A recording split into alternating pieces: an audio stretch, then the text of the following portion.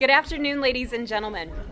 My name is Felicia Maxfield Barrett, and I'm the Executive Director of Utah Council for Citizen Diplomacy. For those of you who might not be familiar with our organization, we're a nonpartisan nonprofit here in Utah, and our mission is to promote respect and understanding between the people of Utah and other nations. We use the guiding principle of citizen diplomacy, which is the concept that we all play a role in helping shape U.S. foreign relations, and we do it one handshake at a time. Except for recently, it seems like it's been one fist bump at a time. So for the last 50 years, we have hosted U.S. Department of State international exchange programs, where we have invited delegations from around the world to engage with businesses, nonprofits, government entities, and individuals to exchange best practices, ideas, and connect with one another. And for global delegations who visit Utah, their connection to our state and people are solidified. For example, 2 years ago, we hosted a business owner from Mexico who ran a brewery. And after his visit to Utah, he said the following: "You wake up feeling like you're in a dream, amazed by all the good things that Utah has to offer, the people, the commitment to community, the food, and the landscape. It's like Disneyland for entrepreneurs." Now talk about life elevated. And as a member of the World Affairs Councils of America, we have hosted more than 100 lectures as part of our Ambassador John Price and Marcia Price World Affairs Lecture Series. Our lectures convene leading global voices to discuss topics that help shape public discourse and transform how we engage the world.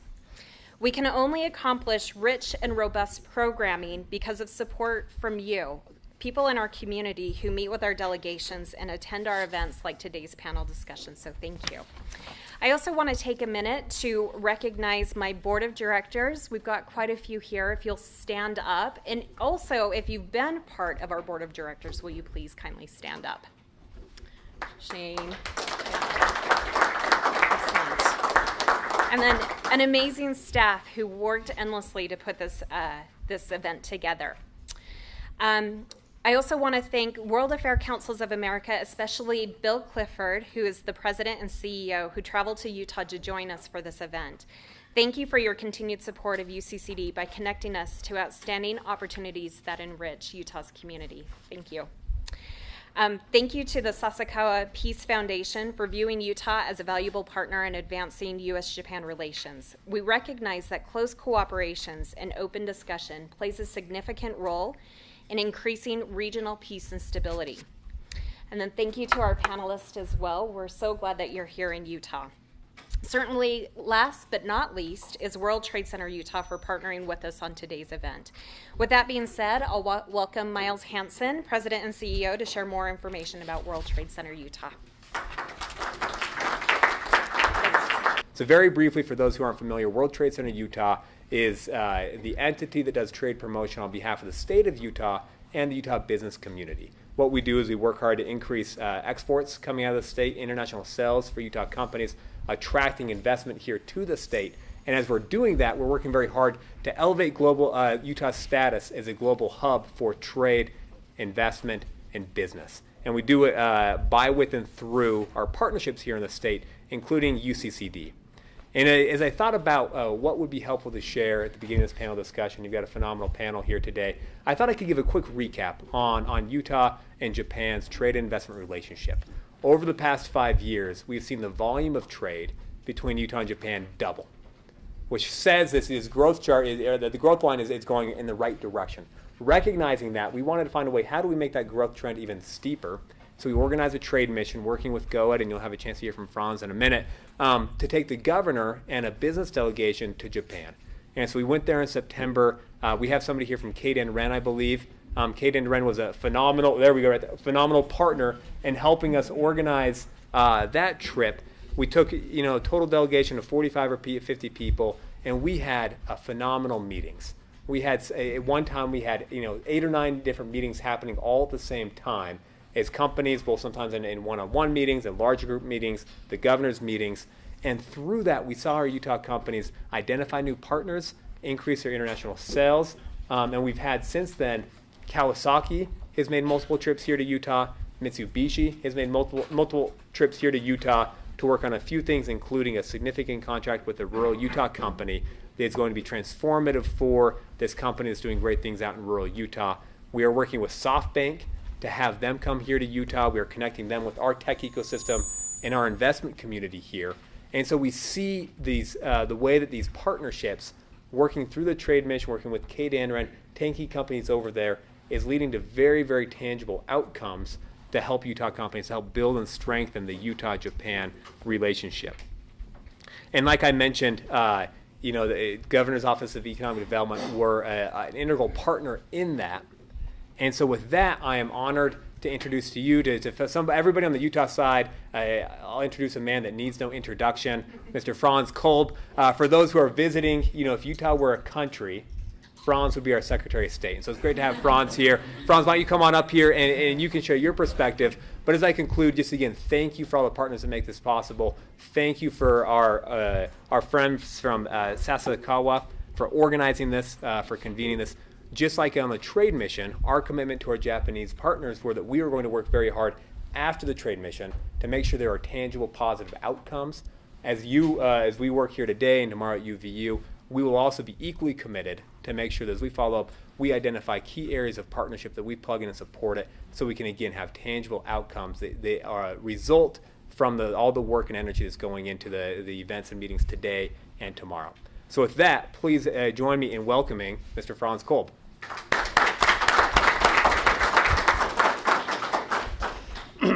Ladies and gentlemen, good afternoon. My name is Franz Kolb. I'm the Director for International Trade and Diplomacy, the State of Utah. I'm just delighted to welcome our guest, konnichiwa.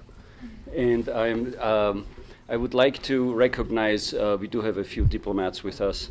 I would like to recognize the Honorable Gary Nealman, the Honorary Consul of Brazil, who is here today. Welcome, sir. We have the President of the Consular Corps, Mr. David Utria, representing the country of Peru. Honorary Consul, welcome. And also we have the Honorary Consul of Spain here, my good friend Dr. Baldomero Lago. And I'd just like to say that tomorrow there will also be an event at Utah Valley University, and he handed out some information along those lines. The Governor's Office of Economic Development is key in promoting economic development throughout the state. We are so grateful for our World Trade Center connections that we have. I also like to recognize, before I sit down, Courtney, who's a colleague of mine from the World Trade Center, a colleague in crime. We are just putting another trade mission together. But I will never forget our trade mission to Japan and the kindness and it was explained and we received from our good friends in Japan. We have been building bridges now for a long time with Japan, and we are now reaping the benefits. I am so impressed by this country, and especially Kedan Ren, who is here, who, if you don't know what 5.0 is, please ask him. It's one of the best strategic approaches to economic development that you will ever find, using some of the United Nations principles. And I'm also grateful for Sasakawa, who is organizing this. And as I was looking through the brochure, I'm so excited to learn more. Ladies and gentlemen, I am delighted to be here. Japan is definitely one of our focus countries and will continue to build this wonderful bridge. So I'm very grateful to be here. Thank you, and long live Japan.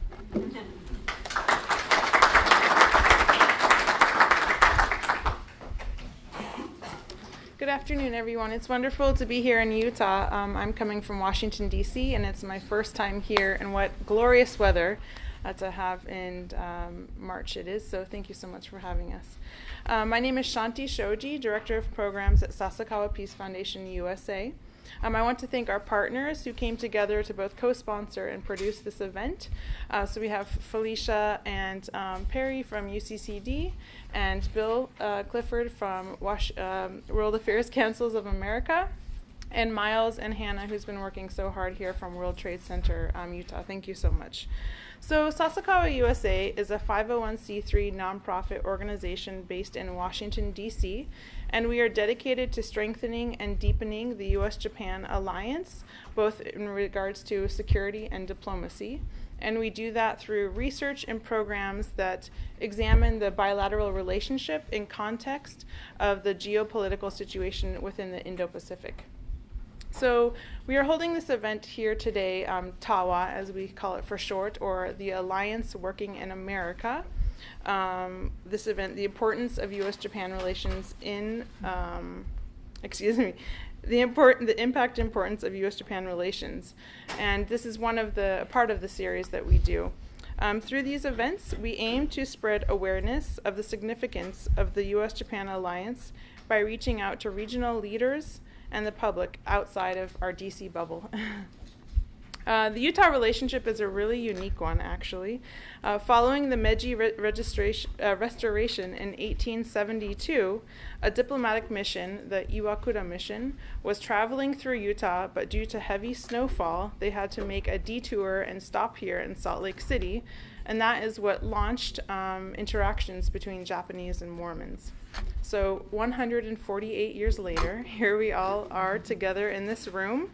We have Washington, D.C. based experts, local business representatives, and community leaders to discuss the importance of the U.S. Japan alliance in regards to regional Utah and national interests. So thank you so much for joining us here today, and I look forward to the robust and meaningful discussion I'm sure we will have. And also, you can join us on the Twitterverse if you would like as we continue the conversation. Thank you so much.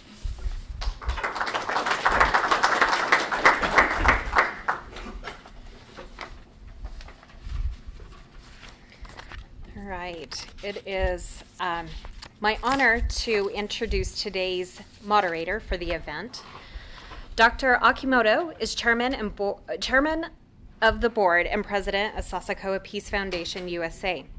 He brings extensive experience in areas of business, research, intellectual dialogue, and student exchange between Japan and the United States. His career included roles at Mitsubishi, Hughes Electronics, DirecTV Japan, Massachusetts Corporation for Educational Telecommunications.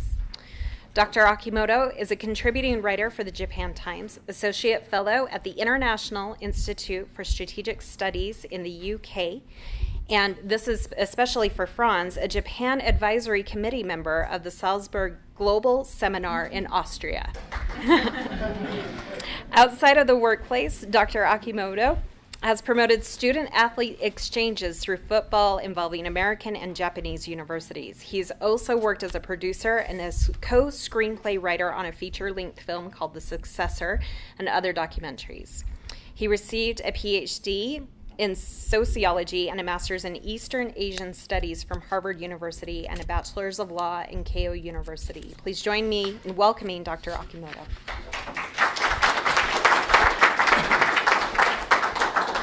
Good afternoon. I'm delighted to be in Utah. I just wanted to chime in with the other speakers that I'd like to thank UCCD, World Affairs Council of America, and World Trade Center, Utah. So thank you very much for making this event reality.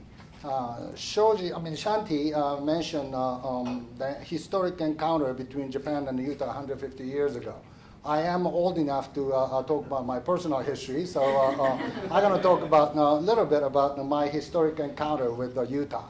That was in 1977 when BYU football team came to Japan to play 2 games against poor Japanese boys. And it's real, you know. And I was helping the BYU football team moving around in Tokyo and Osaka. The team was great. It was nationally ranked at the time, and the quarterback, you know, some of you are old enough to remember the names like Gifford Nielsen, Mark Wilson, Todd Christensen, and so on and so forth. You know, this was a real football team. One thing, to be honest with you, the first game was held in Osaka, and 3 collarbones of Japanese players are broken. So second game in Tokyo, they didn't really hit, actually. You know, but anyway, one thing stood out to me about the BYU team in 1977 was not just a football performance, but also a Asian American coach named Noam Chow. And Norm was, at the time, position coach. He's a Korean American from Hawaii. You know, I was really impressed because I thought that all the football coaches are mostly Caucasian and some are from American, but never an Asian American at the major football program. So I asked that to Coach Chow, and he said, BYU is special. BYU is a very welcoming place for foreigners to come and outsiders to come. Utah is special. Utah is a welcoming state for foreigners and outsiders. And they said, he also said that people in Utah are very friendly. So I'd like to thank you for being very friendly. And by accident, when I was growing up in Japan twice, our next door neighbor were Japanese American. The first one was from Seattle, Washington. The second one is from Los Angeles, California. They told me a lot about life in America, you know, for this young kid. Come over to the state and study and so on and so forth. One of the things they mentioned was a Japanese American experience of internment after Pearl Harbor. And they told me that the experiences of Japanese American who came to Utah are a little different from experience of Japanese American who went elsewhere because people are so nice. So I just wanted to cast a light on niceness of the state and the people. I just wanted to thank you. And here, I'll start the real part of my moderation. I'm so excited to have three wonderful panelists today. They have a division of labor. From far right, we have Ambassador Jim Zumwalt. He's going to be focusing on diplomatic and the political relationship between the two countries. Jim, up until last year, was 2 years ago, he was a professional career diplomat working for U.S. diplomacy. He spent many years in Japan and culminated in the position of DCM and chargé. He was also, his last position was ambassador to Senegal and Guinea-Bissau. And he is currently a distinguished senior fellow of the Sasakawa Peace Foundation USA. He is also chairman of the Japan-America side in Washington. Japanese government recognized Jim's long-term commitment to U.S. Japan relationship so that they bestowed Order of Rising Sun and gold rays to Jim last year. In the middle, we have Mr. Uozumi, who's the head of Keidanren, and couple of speakers mentioned Keidanren. Keidanren is a leading federation of Japanese big business.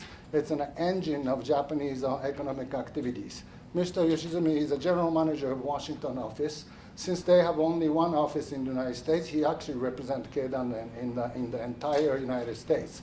And the trade mission of Governor Albert visited Japan last September. Among other places, they visited Keidanren, had a very meaningful exchanges with the business leaders.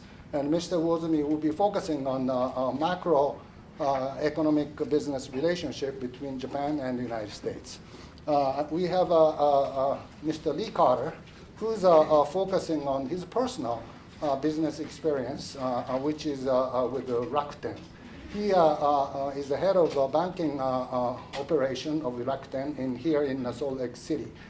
He has spent most of his business career in financial industry, and he joined Rakuten last year, correct? September of 18. Oh, September of 18. So he's going to be, we have a macro diplomacy political person, we have a macroeconomic business person, and we have a person who's going to be focusing on specific experiences working for a joint venture here in Utah. So I'm going to sit down and ask the speaker to speak for panelists to speak for 5 to 7 minutes. And I'm going to ask one single question to each panelist.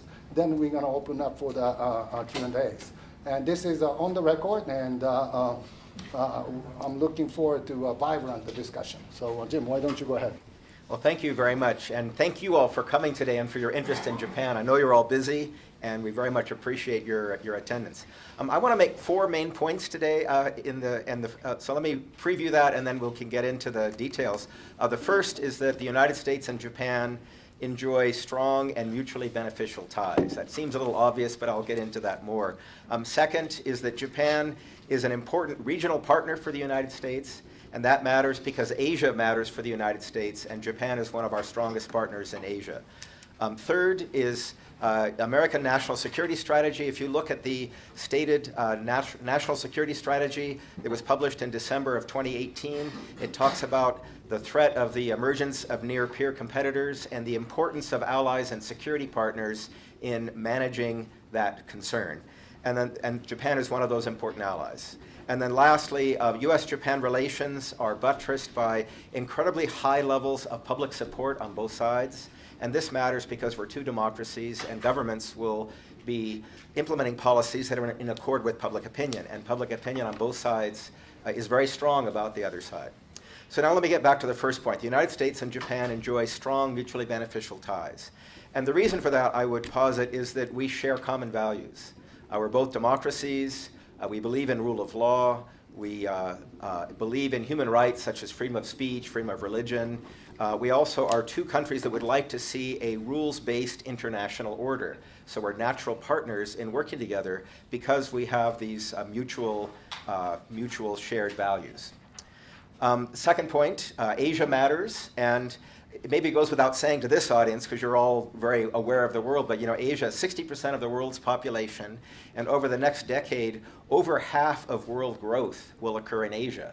So if we want to be growing ourselves, we want to be participating in that. That's just an obvious point. So Asia is important to us, but Japan is a very important regional partner that helps us stay engaged in Asia. And let me just give you, two examples. One is geography. If you're going from the United States to Asia, the first place you get to is Japan. It's a very natural jumping off point.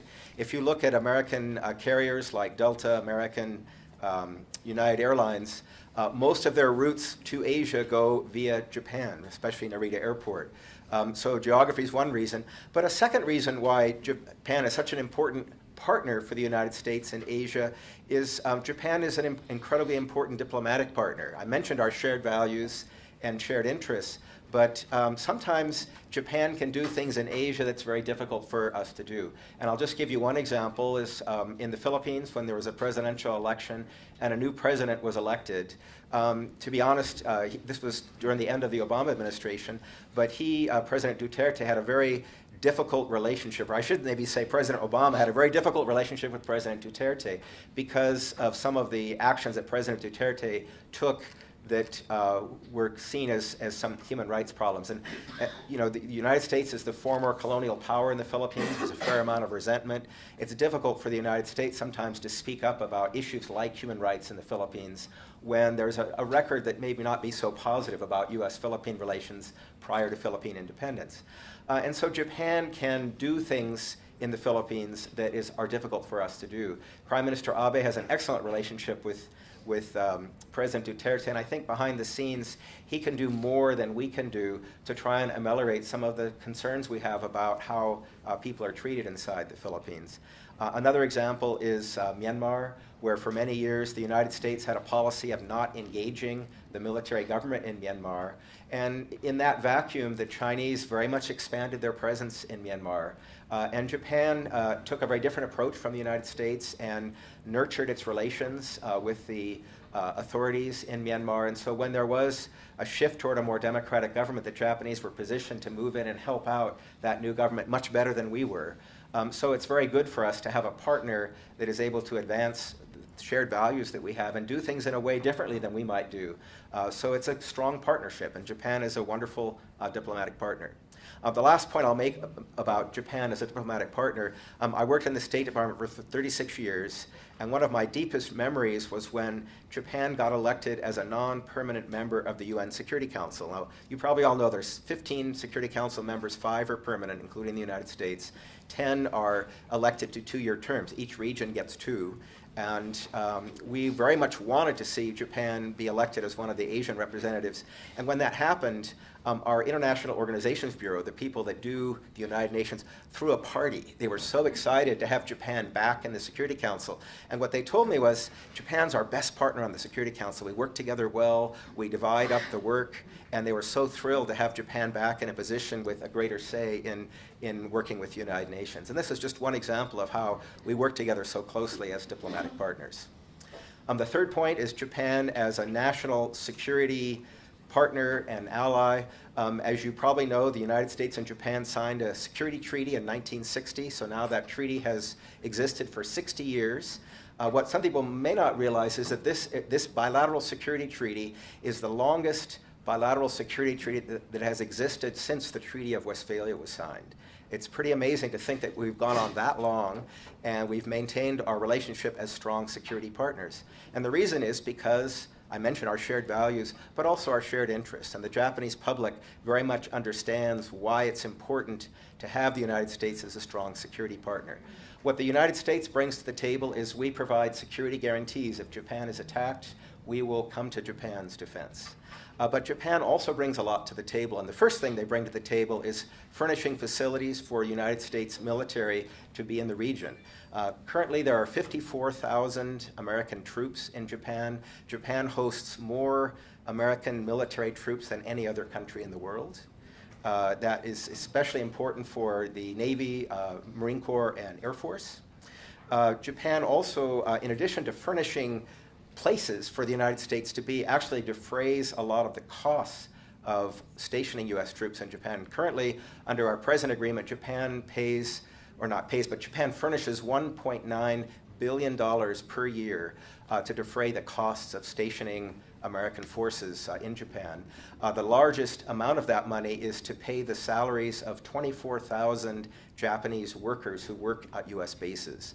And if you've ever visited a U.S. military base, you realize there's a lot of civilians on the base because it's, to be honest, much less expensive to have plumbers and electricians and construction workers be civilians rather than be uniformed military. On a U.S. Base in the United States, those are Americans that the United States, you, the taxpayer, pay for. But in Japan, that is paid for by the Japanese taxpayer. So what that means is that if we were to bring our forces from Japan back to the mainland United States and maintain the same capabilities, it would actually cost us more money than it is to station them in Japan. So that's a good example of Japan's contribution. And the last thing I'll mention on Japan's contribution as a security partner is Japan itself has a very capable self-defense force that partners closely with us and furnishes a lot of capabilities that we simply cannot do. Just give you one example of the United States Navy and the Maritime Self-Defense Forces work together very closely. They exercise together, they work together. And one of the capabilities that Japan brings to the table is Japan has an outstanding anti-submarine warfare capability. And one reason why that's so important to the United States is we have a home-ported aircraft carrier in Japan. It's the only, of our 13 aircraft carriers, there's only one that is home-ported abroad, and that's the aircraft carrier in Japan. But aircraft carriers are very vulnerable to attacks from submarines. They need protection. And often when our aircraft carrier is in the region, it's Japanese anti-submarine warfare capability that's protecting that carrier.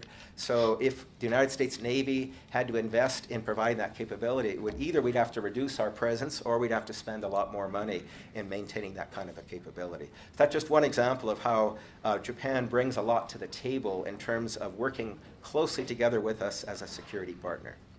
And then finally, I mentioned the mutual popular support. Recent opinion polls in both sides, roughly 80% of the American public and 80% of the Japanese public agree that maintaining the security alliance between Japan and the United States is in our interest.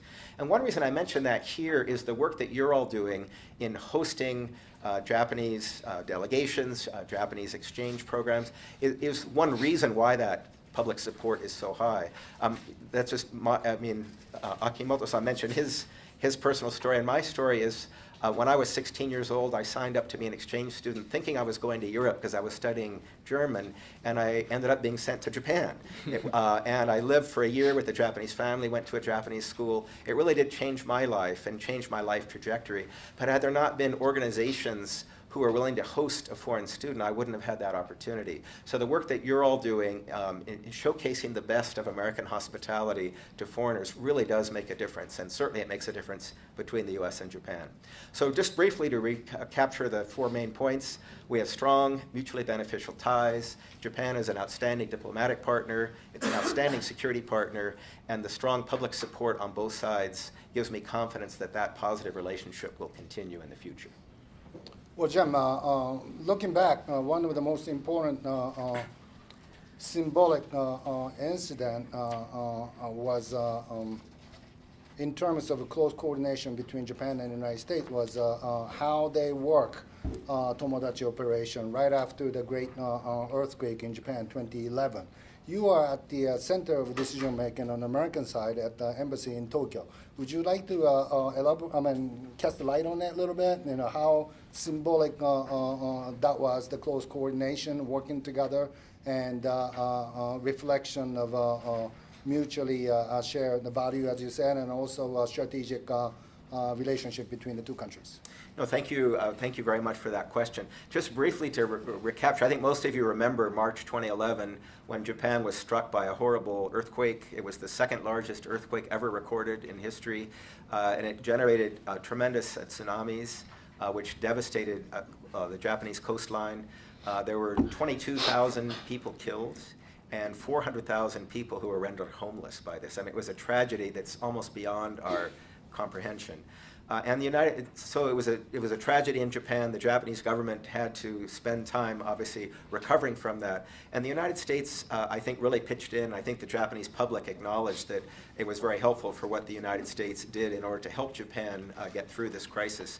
What Satohito mentioned, the Operation Tomodachi was an effort where over 20, I mentioned there are 54,000 U.S. forces in Japan, and over half of them mobilized to provide logistical support to the Japanese relief effort. And one thing our military is very good at, especially in this kind of a tragedy, is logistics. And as I mentioned, you had 400,000 people who were homeless. This was still it was kind of wintertime. It was March 11, and at night it was below freezing, and people who didn't have shelter, who were either outside or staying in schools or gymnasiums, needed blankets, they needed food, they needed heat, needed medicines. And it was a strong effort on the part of the U.S. military and the Japanese self-defense forces to quickly provide the needed equipment and supplies that were needed in order to deal with this humanitarian tragedy. Thank you. So Yasuhiro, you want to cast the light on macro economic business relationship between Japan and the United States. Go ahead. Thank you very much for inviting me to this opportunity. So it's a great honor for me to speak about the U.S. Japan economic relationship in front of you.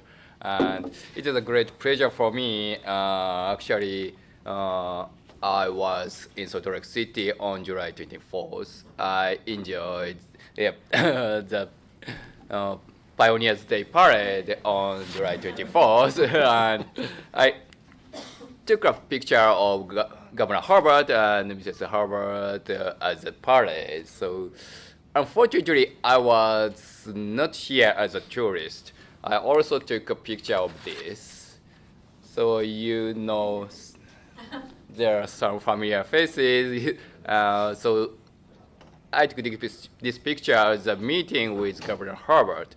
At this moment, Keidaren sent delegation to Salt Lake City to attend the National Governors Association summer meeting, which was held in July last year. So we have several meetings with governors, and we discuss about the business in the United States and how we Japanese companies can cooperate and can contribute to the U.S. economy. So that was a really great opportunity for Keidaren and myself. This list shows the recent meetings with governors. So Keidaren is trying to every effort to strengthen the relationship not only with the federal government and the Congress, but also with the state governments, because state governments can play very important role to develop business environment. So many Japanese companies are willing to expand their businesses in the United States. So this shows Keidaren. So our official name is Nippon Keizai Dantai Rengokai. It's too long to speak, so our abbreviation is Keidaren. So Nippon means Japan in English, and Keizai means economy and business. So Dantai means organization, and Rengokai means federation. So our name is Keidaren, and the English name is Japan Business Federation. So we have more than 1,400 member companies, which are most leading Japanese companies such as Toyota, Canon, Panasonic, Hitachi. So our current chairman is Mr. Nakanishi. He is chairman of Hitachi Limited.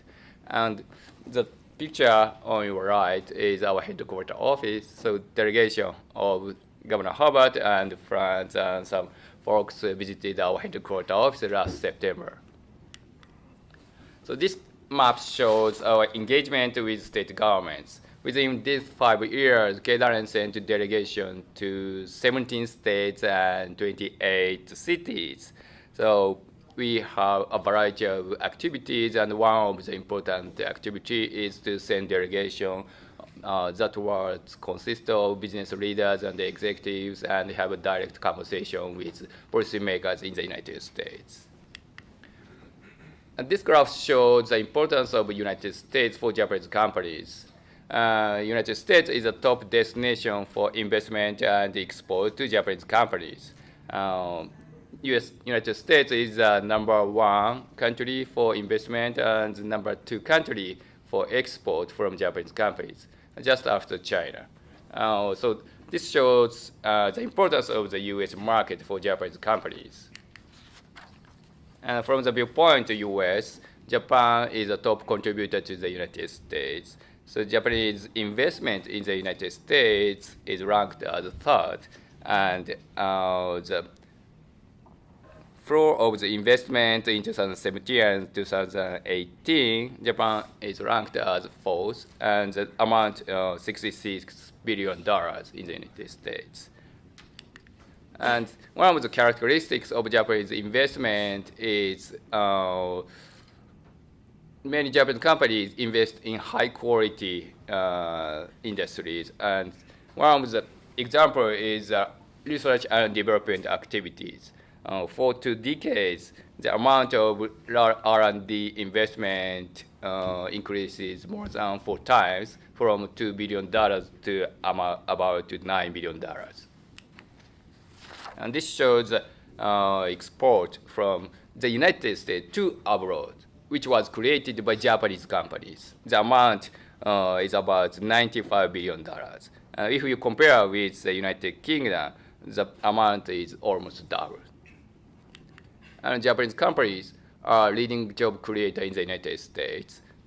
If you account the direct amount of the job creation, it's about 500,000 jobs. And if you include the indirect effects, the number would be more than 1.7 million jobs, which was created by Japanese companies in the United States. I want to talk about the relationship between Utah and Japan. This shows the export from each state to Japan, or each state to abroad. And the amount is about $1 billion from Utah. This color, different colors shows the amount of each state, and I think Utah is ranked as around middle. $1 billion is the amount, and almost 60% of export is goods export, and the remaining 40% is service export. This map shows the amount of job which was created by export by Japanese companies. The number is more than 5,000 jobs which was created by Japanese companies in Utah. And this map also shows Utah, the state of Utah is ranked around the middle.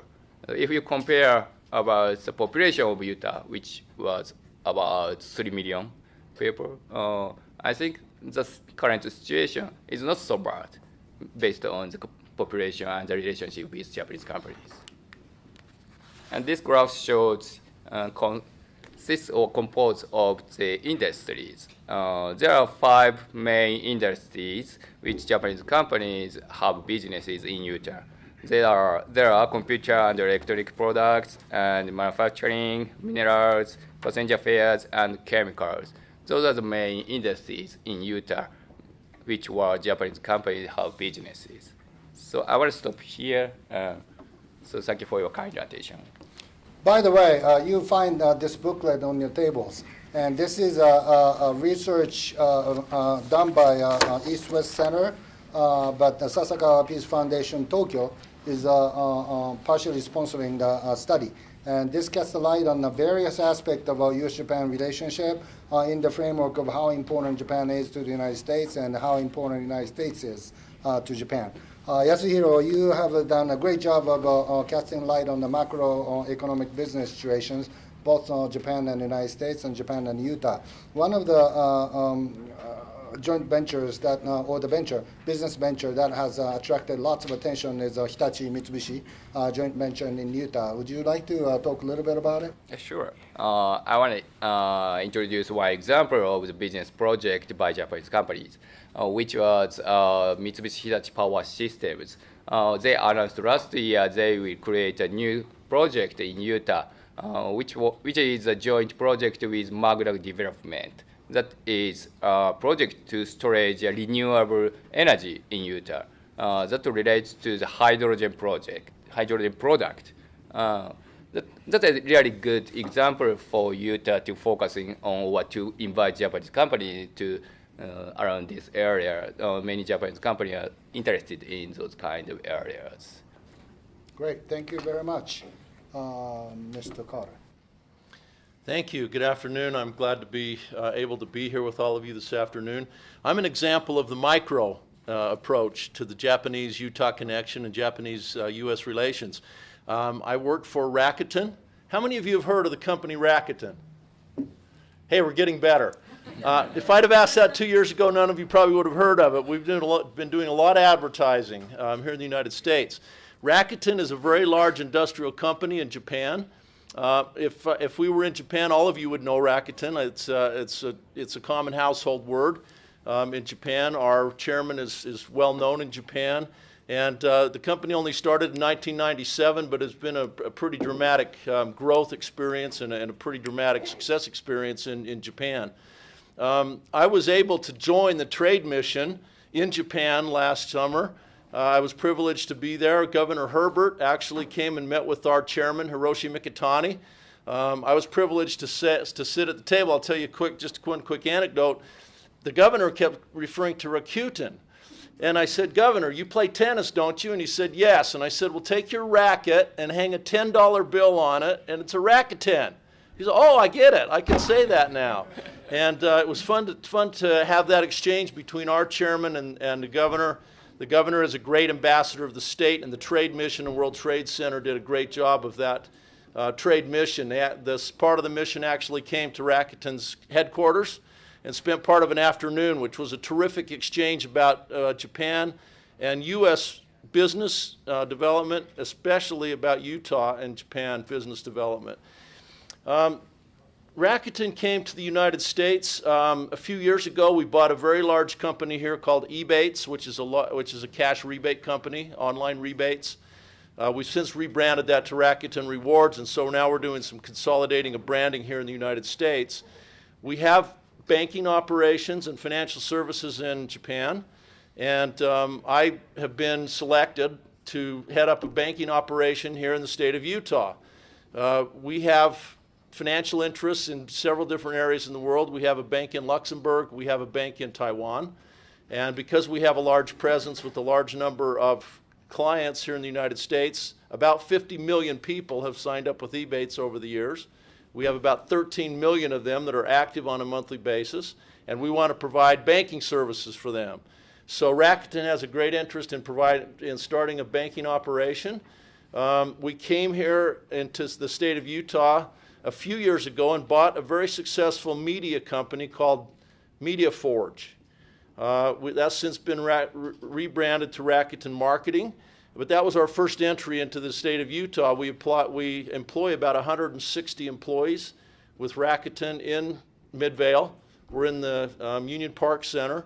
And then when we decided to get into banking, we looked at several different areas where we could place that. And because of the nature of our business, we are eligible to have a Utah-based industrial bank. And so I've been deeply involved in that process to get Rakuten a banking license here in the state of Utah. We have applied for that license in July of last year. We're working now with our regulators to see if they'll let us have a banking license and start providing banking services to our clients here in the United States. The Japanese connection for me has been very very beneficial and very ideal. I worked for 7 years for the Swiss. I was the president of UBS Bank here, actually stationed also here in Salt Lake City. So I worked with the Swiss quite a bit through that process. Now transitioned to the Japanese. I found that to be a very comfortable transition for me.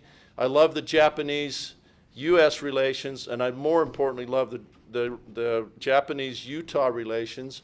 We're hopefully going to have another 100 employees that will be working for me here in the bank in the next couple of years. So it's another example of Japan coming, supporting the Utah economy, but more importantly, gaining great benefit from all of the resources that we have here in the state of Utah. And I think this is just one great example of this Utah-Japan partnership, and I think there'll be many more opportunities in the future for us to partner, not only with exports, but importing services from Japan and importing jobs here to work directly in companies that make a difference for Japanese companies here in the state of Utah. So I'll probably stop there. Thank you very much. Reality of foreign direct investment in the United States is one aspect of it is states competing against each other. And Utah has an advantage we talked about last night, which is welcoming people, welcoming business regulations, and also workforce. And in terms of workforce, Utah, last time I saw the map, is in the middle of the United States.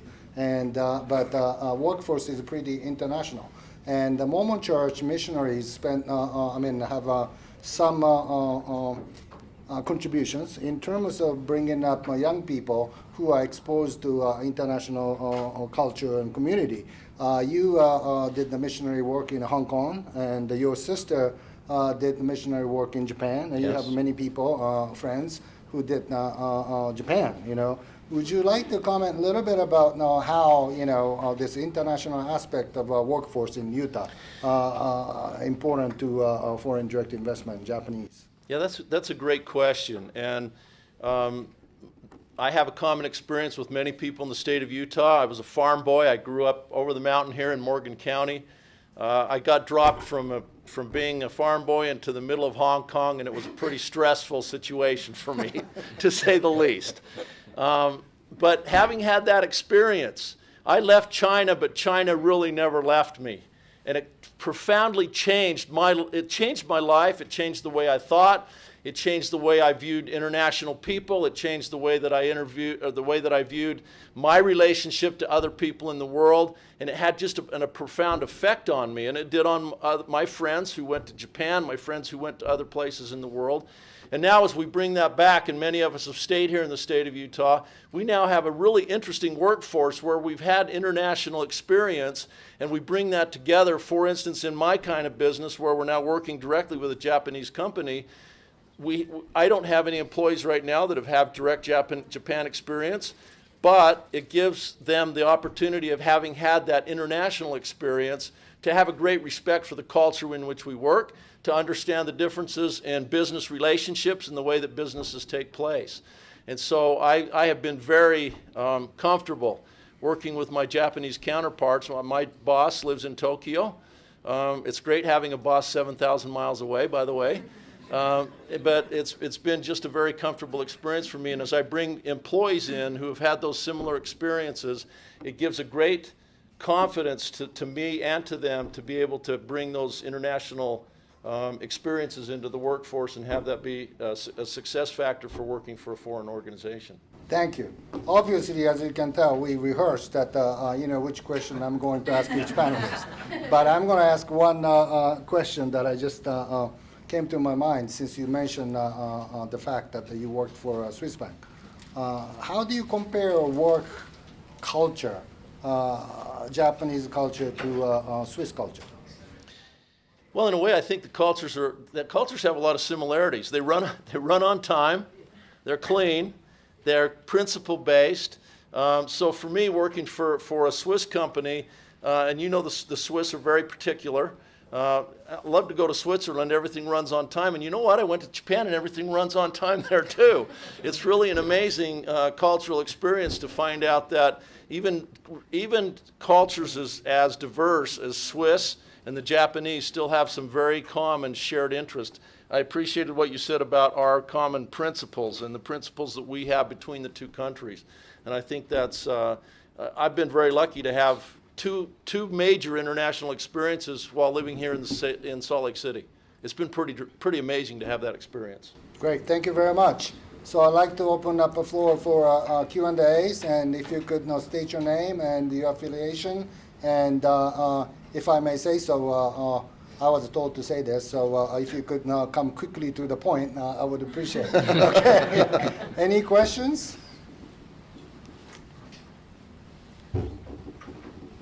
So, Bill, thank you very much. It's up to me to break the ice with an unrehearsed question, truly.